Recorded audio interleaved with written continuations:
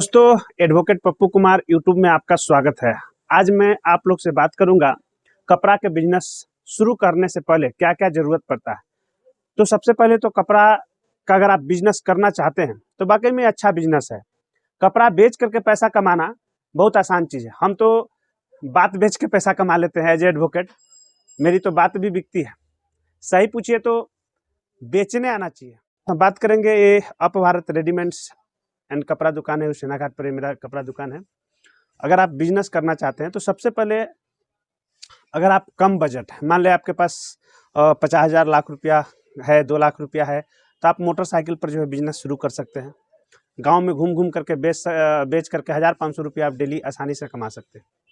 अगर आप चाहते हैं कि कोई दुकान करके स्टेबल हो जाए तो दुकान में क्या है, सबसे पहले एक रूम चाहिए, उसके बाद में आपका रैक चाहिए जो इंफ्रास्ट्रक्चर, उसके बाद में इलेक्ट्रिसिटी चाहिए, अच्छे से रंग पेंट करा लीजिए, एक छोटा सा काउंटर चाहिए जहाँ पर पैसा कौड़ी रखने के लिए हो जाए। तो रूम रेंट से लेकर के लगभग 2 लाख रुपए आसपास आपका खर्च आएंगे इसमें।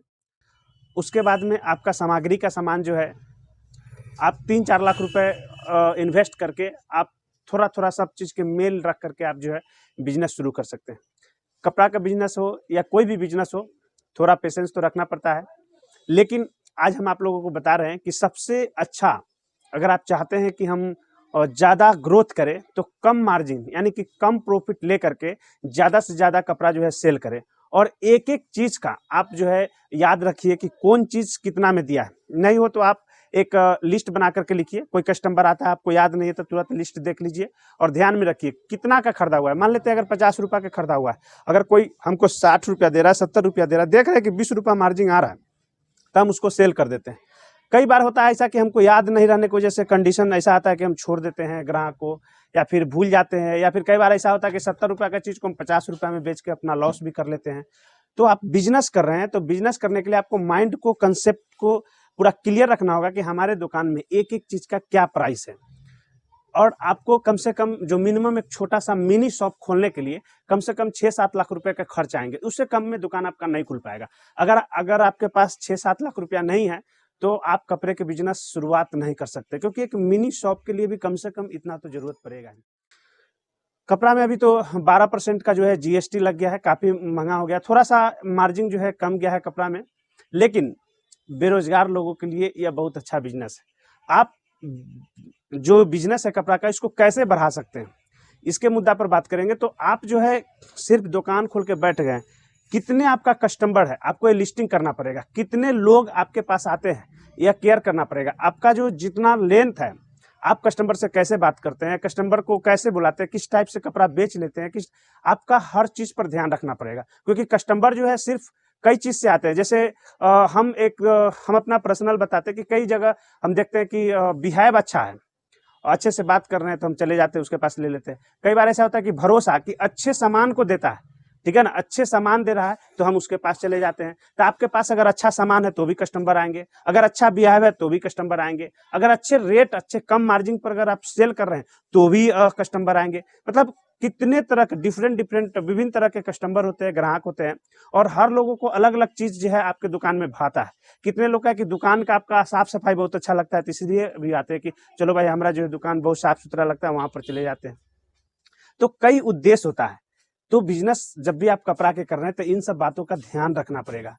अगर आप चाहते हैं कि नहीं बिजनेस करके एक अच्छा से कमा सकते हैं, तो अभी के समय में हम बता रहे हैं कि कोई भी बिजनेस करके कम से कम महीना का 1 लाख रुपया कमाया जा सकता है। कम से कम कोई भी आदमी, अगर इससे कम कमाएंगे तो हमको लग रहा है कुछ नहीं हो पाएगा। तो कमाएंगे कैसे, आपको विभिन्न तरह की चीजों पर ध्यान रखना पड़ेगा कि हमको कैसे किस किस चीज को रिमूव करना है। जैसे मान लेते हैं ह्यूमन है, हम में बहुत सारी खामियां भी हैं, बहुत सारे समस्याएं भी है, बहुत सारी चीजें। लेकिन एक बिजनेस पर्पस पर जब हम आते हैं तो सिर्फ प्रोफेशनल की तरह बात करेंगे, प्रोफेशनल की तरह वहां पर टारगेट रखेंगे। हर काम जो है प्रोफेशनल की तरह होना चाहिए। एक लगना चाहिए कि हम जो है एक शॉप में है और एक दुकानदार है, यह चीज जो है दिखना चाहिए फुल्ली। आपके अंग अंग में आपका एक एक अंग कहेगा कि हम एक दुकानदार है, हमारा बिहेव जो है दुकानदार का है, बात करने का तरीका, चलने हर चीज आपको दिखेगा। इस चीज को डेवलप करना होगा। जब आप कम्युनिकेशन स्किल को डेवलप कर लेते हैं, बातचीत करने का तरीका डेवलप कर लेते हैं। अगर आप नहीं जानते हैं तो यूट्यूब पर बहुत सारा वीडियो बनाए हुए लोग कि हम बिजनेस कैसे करें, कपड़ा को कैसे बेचें, कस्टमर से कैसे बात करें। ऐसे हम भी बहुत सारे वीडियो बताएंगे, हम भी अगले वीडियो बनाएंगे, उसमें बताएंगे कि कस्टमर से बात कैसे किया जाता है, आपका कपड़े का जो मेल है वो किस टाइप से रखा जाता है, कितनी पेशेंस रखनी पड़ती है, हर बिजनेस में पेशेंस रखना पड़ता है। तो आपको जो समस्या आता है आप देख सकते हैं यूट्यूब पर आसानी से। चलिए, तो advocate Pappu Kumar YouTube channel है मेरा, ये सब्सक्राइब कीजिएगा और आपको नए नए एक गारमेंट्स का जो है बिजनेस के बारे में मैं आपको बताते रहूंगा। वीडियो थोड़ा सा लंबा हो रहा है इसलिए इसको बंद कर रहे हैं। फिर नेक्स्ट वीडियो में मैं आपको बताऊंगा कि कस्टमर से कैसे बात किया जाएगा, ठीक है, और दुकान को कैसे आगे बढ़ाया जाएगा, अपना कस्टमर बहुत सारा कैसे हो। मान ले अभी तक मेरे दुकान में 500 लोग आया, तो हमारे दुकान में अगले 1 महीना में 1000 लोग कैसे आए, किस तरह के ऑफर दे, किस तरह के लोगों तक मेरा प्रचार प्रसार होना चाहिए, कंटिन्यूटी।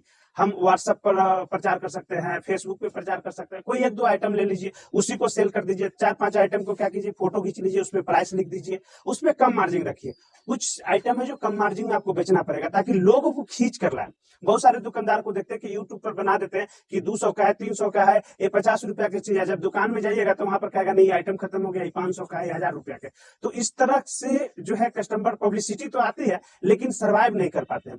तो आपको ऑथेंटिक रेट रखना है कि जिस रेट को हम रखें उसी रेट में हमको बेचना है। मतलब honesty is the best policy कहा गया, ईमानदारी सबसे अच्छी नीति है। और बिजनेस के लिए एकदम आपके अंदर क्या है कोई नहीं देखता है, लेकिन आप जो एग्रीमेंट किए, जो लोगों के बता दिए कि मैंने ये जो है, और जैसे मान लो एक फोटो खींच करके फेसबुक पर डाल दिए कि आप हमारी दुकान से आइए और ये 99 रुपया में बोतल ले लीजिए। और जैसे कोई आदमी मेरे पास आता है तो हम कहेंगे नहीं 99 रुपया वाला खत्म हो गया भैया, देखिए ये जो है ना हार्ड है, 150 रुपया का है, ठीक है ना, वो जो था वो बहुत मुलायम था, तो हम 150 में भी बेच लेते हैं। तो ये हमारे ऊपर डिपेंड करता है कि हम प्रचार कैसे करें और कैसे बेच ले, ठीक है ना। ऐसा भी होता है। और हम तो कुछ भी नहीं बेचते, हम तो बात बेच के पैसा कमा लेते हैं। तो आपके पास कपड़ा बेचने के लिए बहुत बड़ी चीज है, ठीक है। आप इस बिजनेस को कैसे लाएंगे हम नेक्स्ट वीडियो में बात करेंगे कि आप अपने दुकान में कम से कम 5000 कस्टमर लाए। अगर 5000 कस्टमर तो 1000 करना, 2000 कस्टमर को हर महीना में हमको खींच के लाना है। वो कैसे खिंचाएगा, आज सोशल मीडिया का जमाना है, फेसबुक से, व्हाट्सएप से, फोन से, तरह तरह की आपके पास व्यवस्था है। और जब तक आपका कस्टमर नहीं बढ़ेगा आप मार्जिन नहीं कर पाएंगे। अभी यूट्यूब है मेरा, अभी चैनल ग्रो करने में काफी समय लगेगा, अभी इसमें सब्सक्राइबर मेरे कम है, लेकिन लगातार मैं वीडियो बना रहा हूँ और लगातार जो है वॉच टाइम बढ़ रहा है, व्यूअर बढ़ रहा है, सब्सक्राइबर बढ़ रहा है। और मेरा टारगेट है कि 1 लाख कम से कम सब्सक्राइबर हो जाए। उसके बाद 1 लाख मतलब 1 लाख मेरा टारगेट है। उसके बाद में कितना भी चला जाए कोई फर्क नहीं, लेकिन मैं जब भी कुछ बोलूं, मेरा कोई भी वीडियो हो, मेरा कोई भी नॉलेज हो, तो कम से कम 1 लाख लोग जो है मेरा एक वीडियो को देखें, ये मेरा टारगेट है। तो उसी तरह से आपको टारगेट को फिक्स करना पड़ेगा कि हमको कितना कमाना पड़ेगा, हम कितने रुपए कमा लेंगे जिससे मेरा घर परिवार चल जाएगा, हमारा भविष्य चल जाएगा। आपको सोचना पड़ेगा। आप दिन में दुकान में बैठेंगे और शाम में, रात में आपको सोचना पड़ेगा भविष्य के लिए, अपनी दुकान के लिए, अपने इनकम के लिए, और उसी तरह से प्लानिंग करना पड़ेगा। पर डे नहीं प्लानिंग, पर डे नहीं प्लानिंग। जैसे भोजन करते हैं ना, हर दिन एक नई रोटी, हर दिन नई सब्जी, कोई नया प्लानिंग नहीं, कोई नया प्रोजेक्ट नहीं, ऐसे बढ़ेंगे। आपका हेल्थ, अगर एक दिन खराब भोजन खाने से अगर सैकड़ों बीमारी हो सकता है, तो कोई भी ऑर्गेनाइजेशन अगर एक चीज गलत करेंगे तो ऑर्गेनाइजेशन में भी बीमारी आ जाती है। मैंने बहुत बड़ा ऑर्गेनाइजेशन किया है, देखा है, एक चीज से बहुत बड़ा मिस्टेक हो जाता है। चलो, तो नेक्स्ट वीडियो में मिलते हैं। धन्यवाद। मेरा वीडियो को देखिए और सब्सक्राइब कीजिए।